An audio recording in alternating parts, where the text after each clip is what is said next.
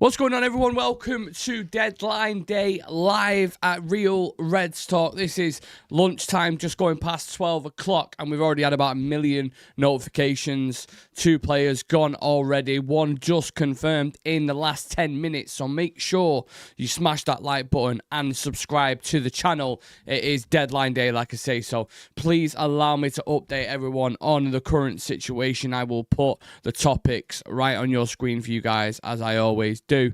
So, here we go. New goalkeeper incoming, Lammens. United have agreed a fee with Royal Antwerp. It looked like it was going to be Martinez, but now that Martinez move is off. Jadon Sancho to Aston Villa has been confirmed on a loan deal as well. Antony has been sold to Real Betis. That deal finally agreed.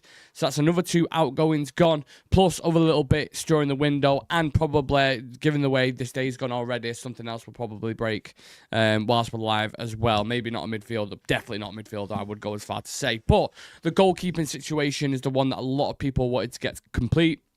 With Onana and Altay both having very shaky starts. More so Onana, I would say, in that Grimsby game was horrendous.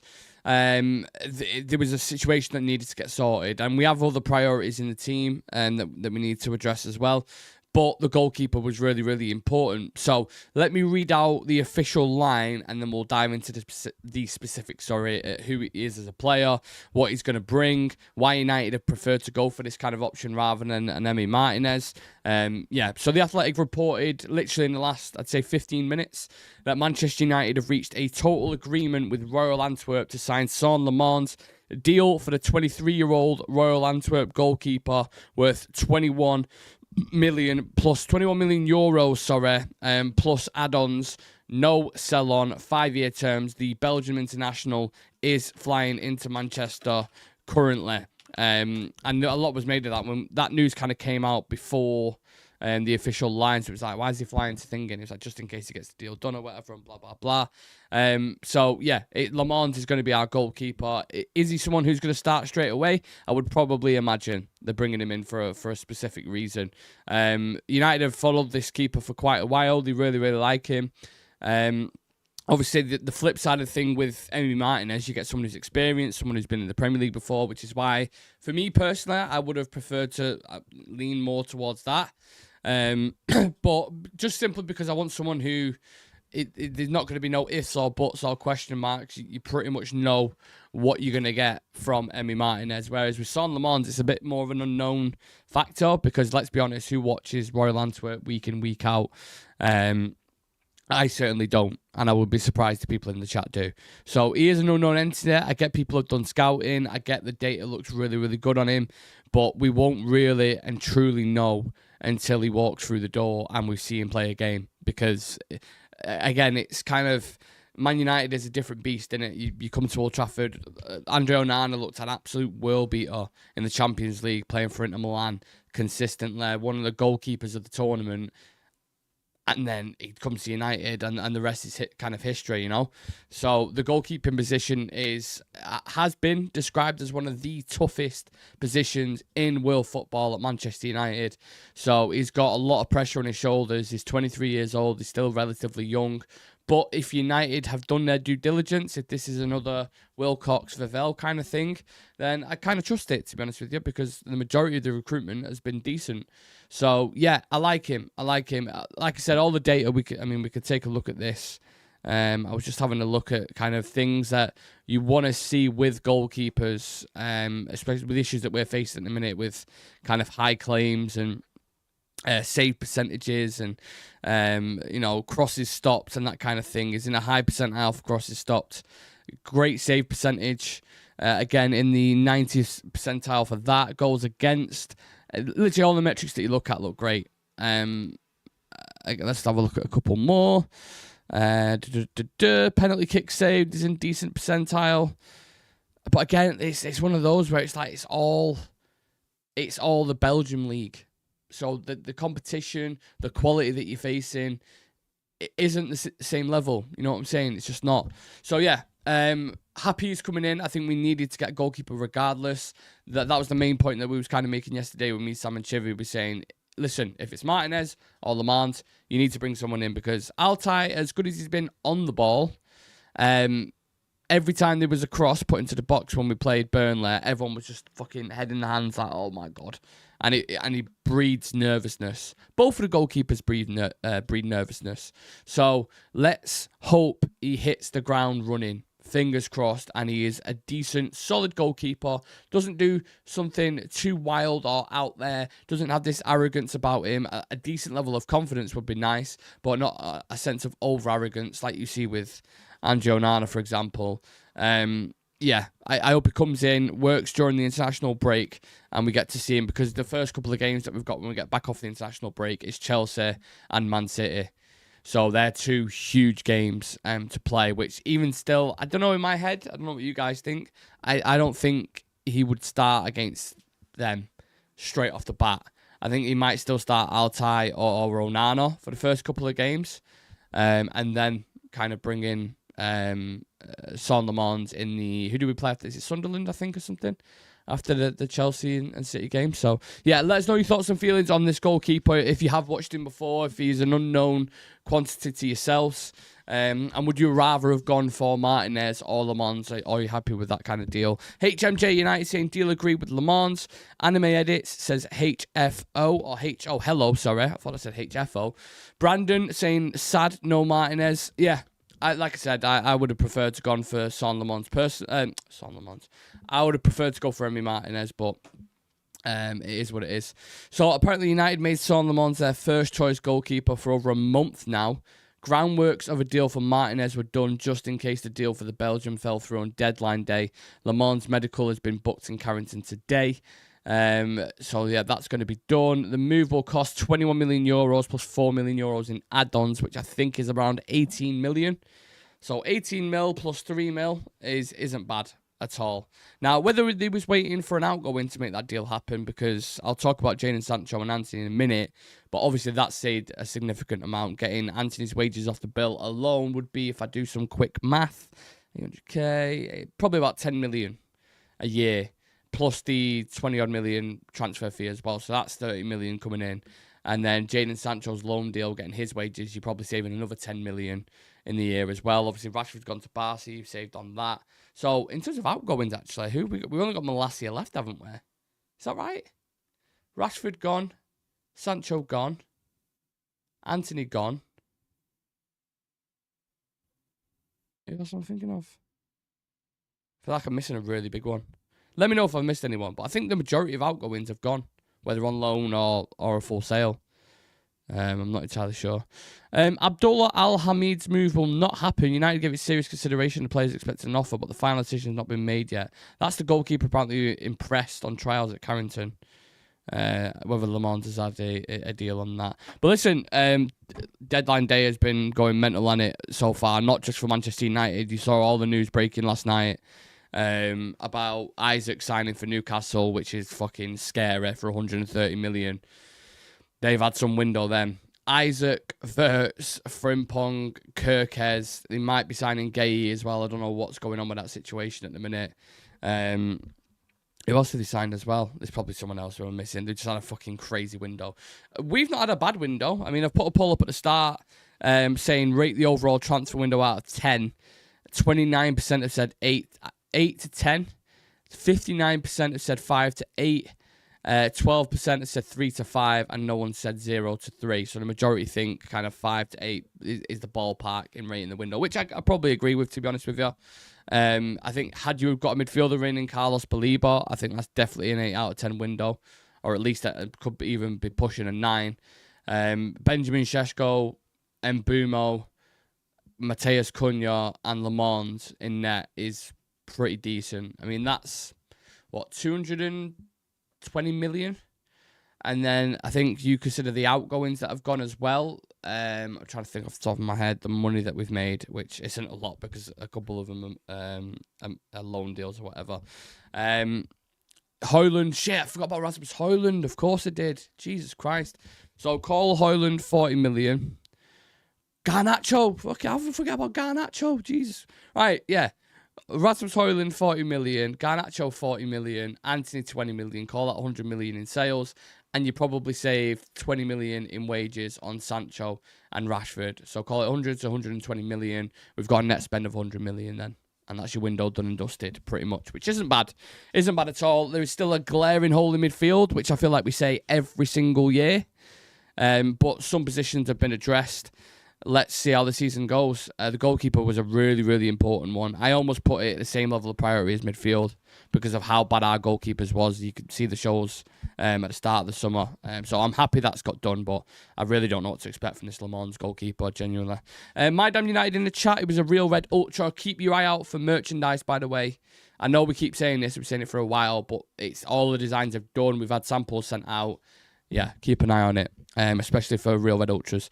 Glad we've got this deal done. I've been the opposite Nick and never rated the Martinez links. Always seemed like a negotiation tactic on Le Mans or a last-minute backup option. I'm happy. Have you watched him, though? My damn. Obviously, we've all seen clips and stuff like that, but that's the only thing that worries me. I haven't seen enough of him, whereas Martinez, I know because I watch the Premier League week in, week out, so it's kind of one of them. Window currently is an 8 rather than an 8+ for me. If you're happy with it, you're happy with it. It is what it is, you know.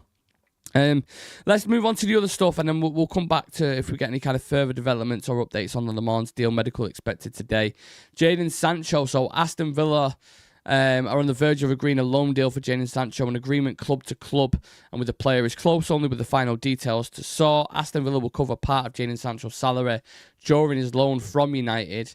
They're going to pay a loan fee and cover 80% of Sancho's wages during his season-long loan, which is similar to Marcus Rashford's situation, right? When Rashford went to Aston Villa, obviously he was on a giant wage. They paid 80% of that. We still paid a little bit, but it's better for us because they're paying the majority of the wages. He's not sat at the team training with the bomb squad or whatever you want to call it. He's going to Villa. He's going to get game time. Hopefully build his value up and then you can sell him, which is what we kind of expected at Chelsea, but that all went to shit. So nothing is a given. And we also have the option to extend his contract for another year so we can still get a sale out of him.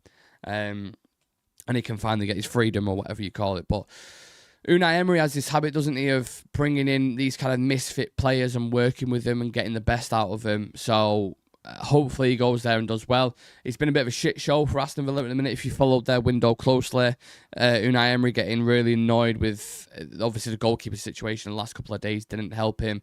They got spanked off Crystal Palace yesterday, 3-0. The 19th in the league, I think. They've hardly spent any money at all. All the loans have gone back, your Rashfords and Asensios. Yeah, I don't know what's going on there. I really, really don't, but it just seems to be a stink around the place, and they've not recruited anyone. Sancho will be one, and they was looking at someone else, and really, I'm trying hard to think who it was going to be. There was one more deal they was going to do. It'll come back to me in a moment, but they've done hardly any business. They've got PSR issues and stuff, and now they've got a goalkeeper who is ready to move to United that they've got to integrate back into the team, and that's going to be a nightmare. So, penny for Emi Martinez's thoughts as well, you know. He's sat there thinking, oh, this deal to United might be on. I'm not going to play in the squad, or the gaffer's dropped me. And then he's got to go back to Villa in front of the fans under Unai Emery if he gets back in the team and then plays. So really interesting. And even just for Villa as well, not getting his wages off the bill is, you know, tricky. That was one of the situations they want to get rid of, again, for PSR reasons. So, yeah. Expectations, Harry Amas will join Sheffield Wednesday on loan as well. That deal's going to get done very, very shortly. I'm trying to get the specifics, on the add-ons, what the add-ons are, whether it's, you know, European football or a certain amount of clean sheets or whatever it is. I don't know. Jay Red saying, if I see Lammens on the bench after the international break, I've been annoyed he has to start.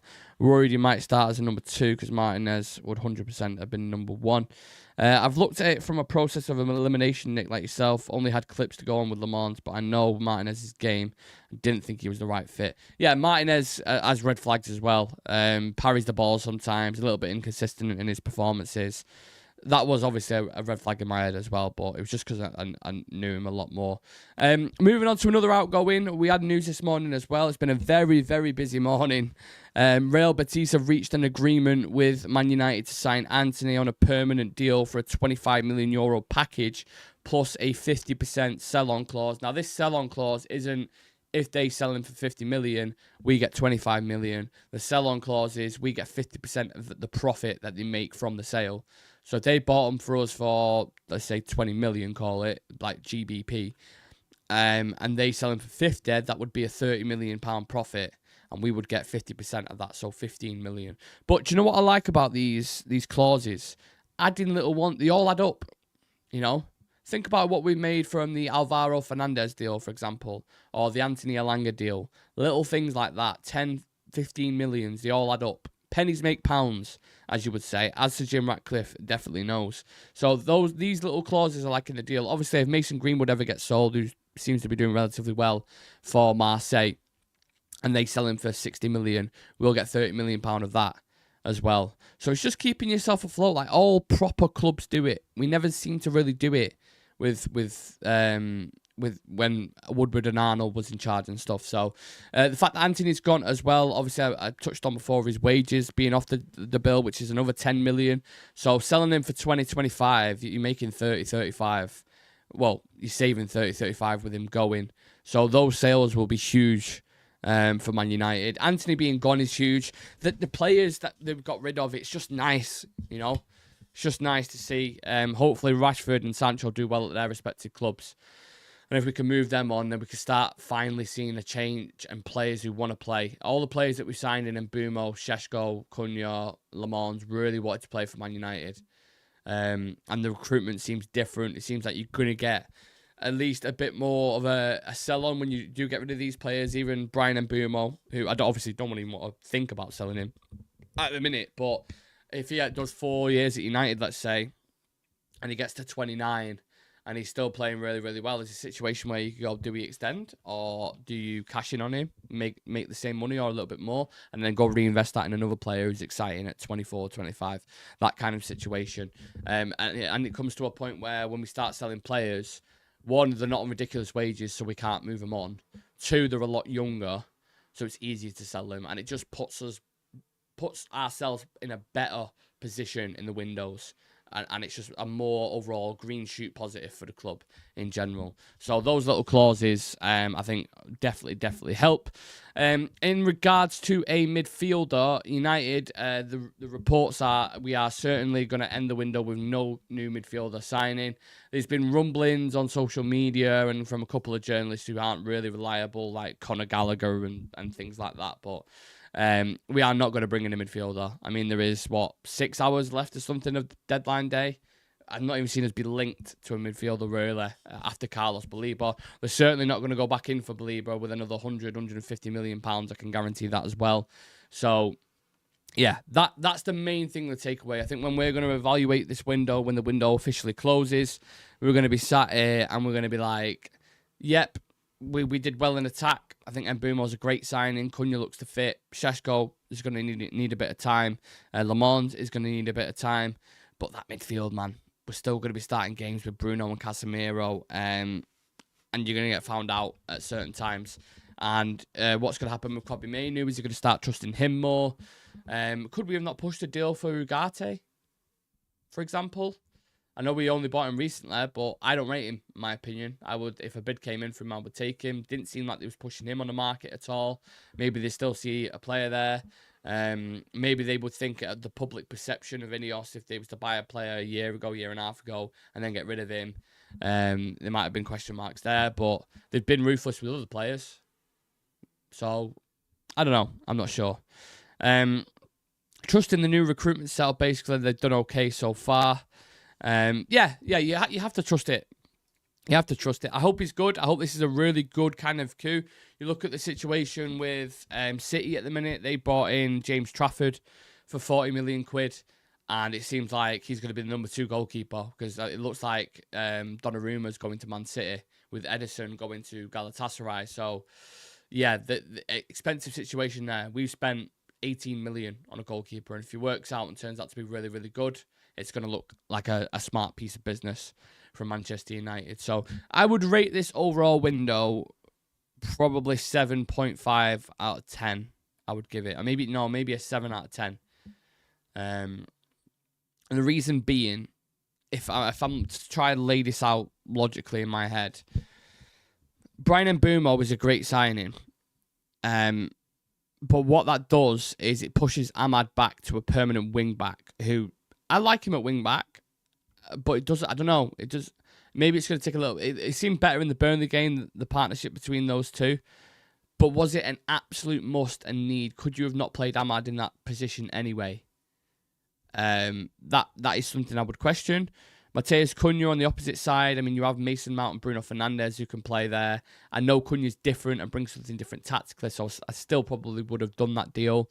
I love Benjamin Šeško, as most people would know. I think he's going to be a mega striker. I think he's going to be incredible. People will disagree with me. People are already laying down the gauntlet on him, saying he's not good enough. That's fine. I think he's going to be a huge striker, but I would like another experienced striker to be alongside him. Someone like a Lewandowski or a Kane, someone in the 30s who's going to pass the baton down to Šeško, and then he steps into that role.